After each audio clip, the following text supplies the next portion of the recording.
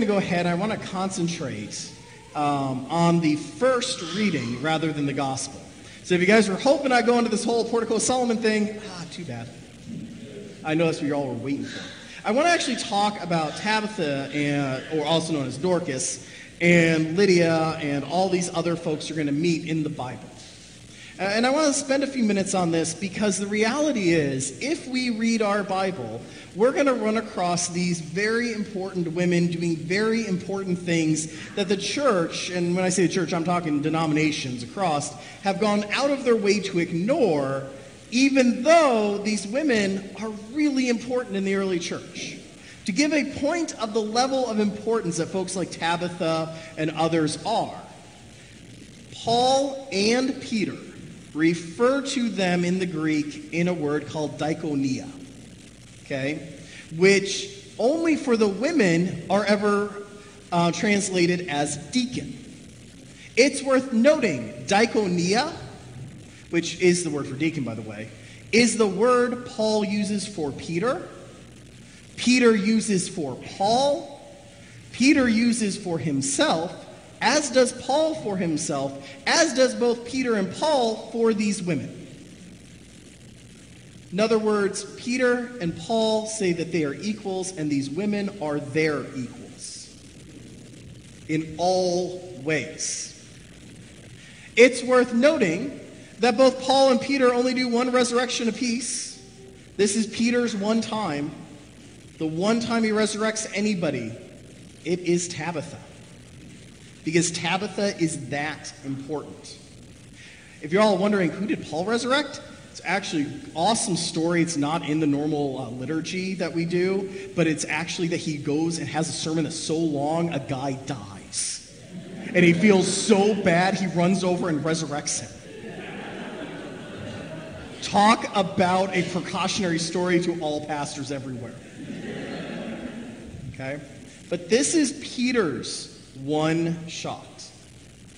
And he does this because these women, if you consider Peter a pastor, then they are pastors. If you consider Peter a bishop, then they are bishops. If you consider Peter more than that, Roman Catholics, they are more than that too. Okay? Yeah, a few ex-Roman Catholics just got that joke. Here's the thing. These women in the early church, in the Bible, are doing God's work as leaders in their communities, as pastors and as bishops, just like their male counterparts. It is not just here, but it is in the book of Acts. It's all throughout. You just got to read the Bible. It's all over the place. Now, we as mainline Protestants, we live in a world where we absolutely start with the Bible, but we also live into tradition because we believe that over time the Holy Spirit goes ahead and leads us from generation to generation, which is why things change, but they stay the same, right? Remember those sermon series from Holy Week? Yes, maybe? We got one person. It's one more than I thought. Okay, so it's not just in the Bible, though. If you look at the course of women in ministry, contrary to popular opinion, women have always been in ministry as pastors and as bishops. The reason for this is even though the popular perception is you had women in the early church, then Catholicism. Okay, that was a joke, but then Martin Luther, and then eventually 1960s came around and women were restored to the pastorate. That's the general view, but that's not actually the truth. The truth is women were highly active. They got that part right. Then, yes, Catholicism comes into power over a few hundred-odd years until it really gets geared up. And yes, that is a patriarchal system. However, there's always been other choices in Catholicism, even through the Middle Ages, even in Europe. They were just usually called heretics. But those groups will sustain female clergy throughout those eras. In fact, if you stop by the U.S. and we were to get in a time machine, go back to 1950, long before all these conversations happened, you would find that 2% of clergy were women. Why? Because Hispanic Pentecostalism, Black Pentecostalism, and the Community of Christ, which is actually an adjunct group that either split from or they split from Latter-day Saints or Latter-day Saints split from them. There's a historical disagreement between the two groups of who came first, though it's really funny. Any historians who want to know that story, I'll tell you later, have always ordained women. Along, by the way, with a handful of Baptists here and there, because the Baptists are so congregationalist, they would let anyone ordain anybody.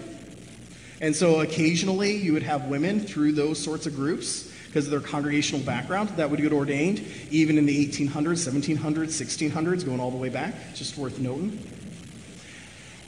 But for most of us, most of our denominations, at least within the U.S., the question really starts to become a thing in the 60s, right?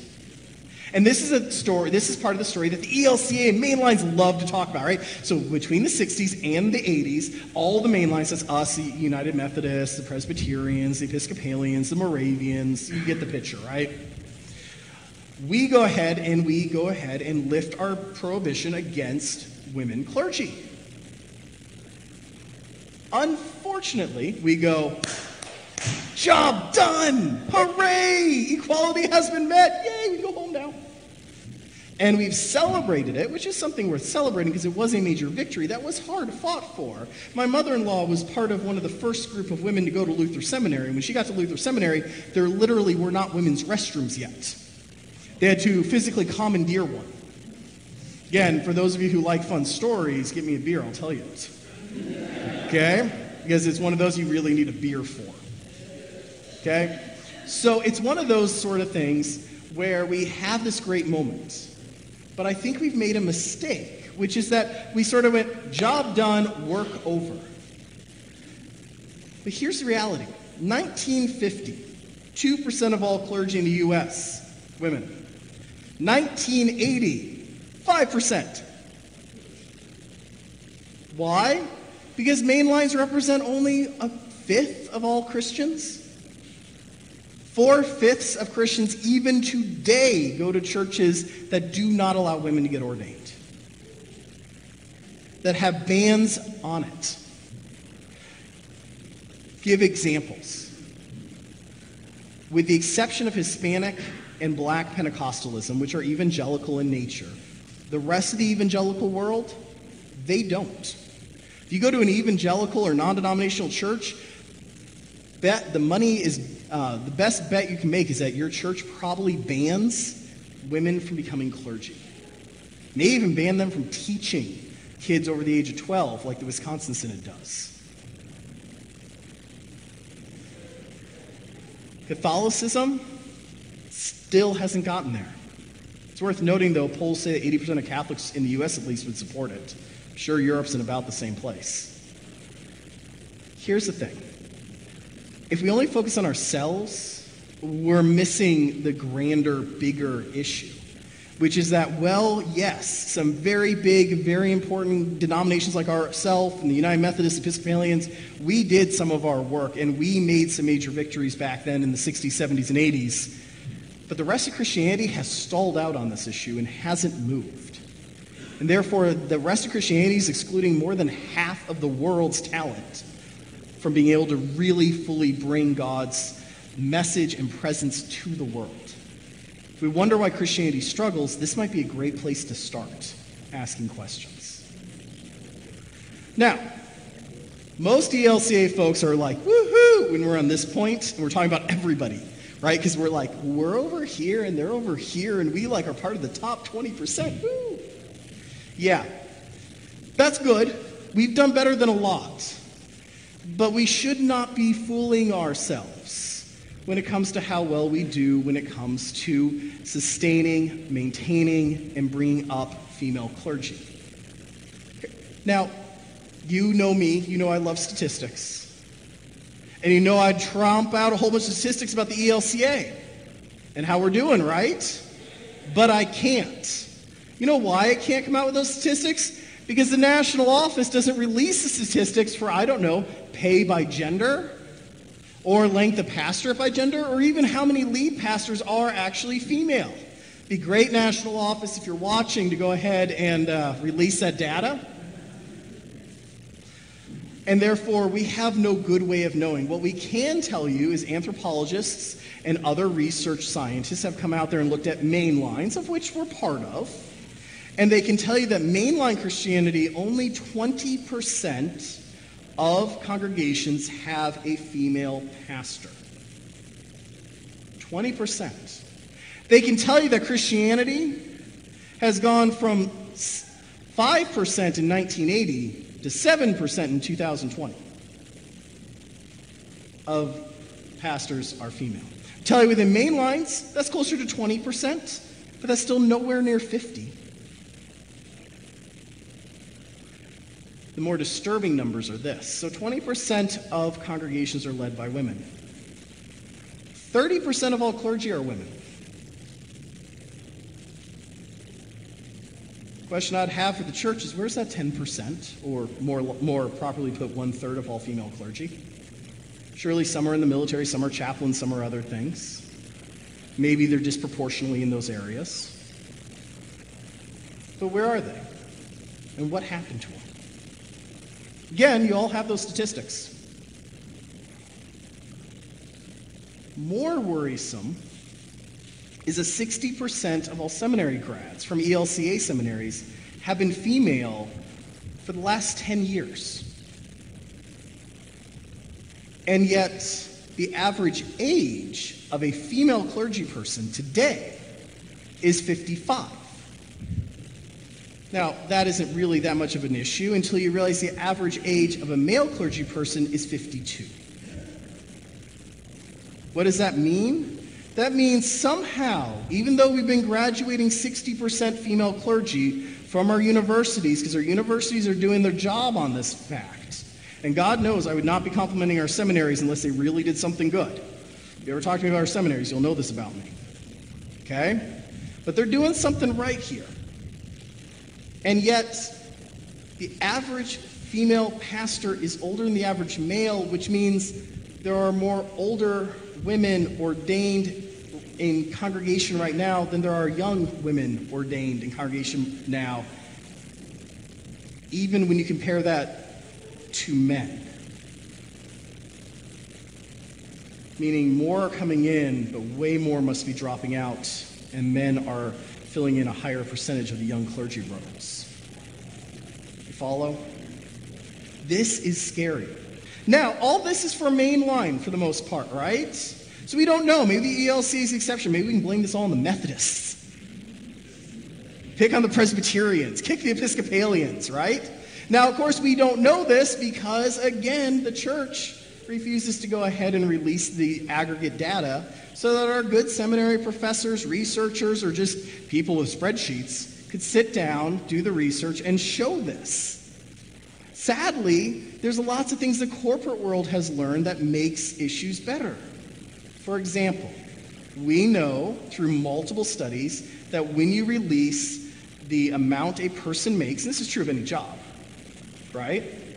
And you say women are making this and men are making that, that quickly, if women are down here, they start to come up for no other reason that women go, what do you mean my male counterpart's making 10,000 more? I do the same work. And they walk to their boss and say, dude, you want to keep me? Pay me 10,000 more.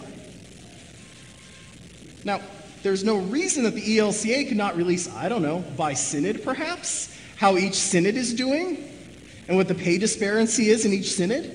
And then if you're, on the bottom of the list is bad pay disparity, you know that all the women or female clergy are headed to a different synod. And then you don't have to wander around going, why don't we have pastors? Well, you're on the bottom of the list. You follow? There's lots of things we could do. We could go ahead and finally figure out a way to crack down on bullying. Bullying's hard to deal with in a congregation, right? Any of you who've ever been in charter congregations trying to deal with a bully, it's a really difficult, sensitive matter, right? And so a lot of congregations sort of just look the other way, let people be, oh, that's just old so-and-so, they're just this way. But the problem with that, the problem with going down that road, is that bullies are not indiscriminate. Women are bullied more than men. People of color are bullied more than people who are white, and on and on and on. Therefore, when you just let bullies exist, folks, often bullies are also bigots. They go together. Now, not always, but often, right? And therefore, when we just look the other way on issues of bullying, we are also looking the other way too often on issues of bigotry.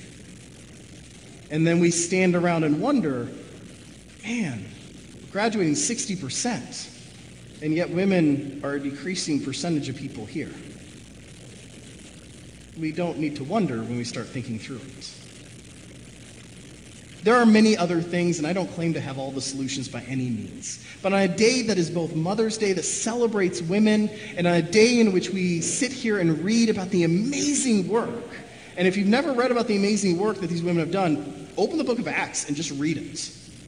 Okay? And realize all the women you're meeting in there are pastors and bishops. Okay? But take a few minutes in your prayer life and ask yourself a question. What is it that you can do? Not just to celebrate the women that have changed and molded and made your faith stronger, not just celebrate what they did, but help to keep the path open for women in all areas of life so that they too can thrive just like generations before them. Because the reality, at least in the church, is that I fear we're sliding backwards rather than moving forwards. And how can you help move forward in your world, in your corner of the universe?